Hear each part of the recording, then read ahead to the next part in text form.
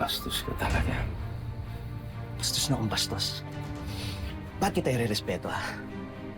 Eh, ikaw ang dahilan kung bakit wala na akong ama ngayon. Ikaw ang pumatay sa tatay ko! Lord, please, huwag mo na siya patulan! Ma, please, huwag ka na gumanti. Nagulat lang si Daddy, please! Pagpasensyaan niyo na! Please, please. Gerald, magtanda ka na sana. Ayokong maging violenteng tao, pero kung minsan, talaga natutulak na ang pasensya ko. Nananahimik ko ako. Kayo dyan ang parang nananadya eh. Pinamumuhay niyo sa akin na mas mahalaga pa itong basyo na to kaysa sa buhay ng tatay ko. Sino ang matutuwaran, ha? Hindi ka lang bastos, wala ka pang respeto.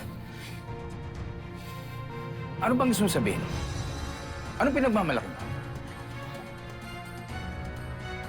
Tama na! Tama! Tama na! Nang dati mo pagsabihan mo, Gina. Lagi niya ako pinagsasabihan, lagi niya ako pinapagalitan. Pero sarili niya pagkakamali, hindi niya nakikita. Gina, ilayo mo na yung asawa mo sa akin. Ang asawa mong bastos at balat sibuyas.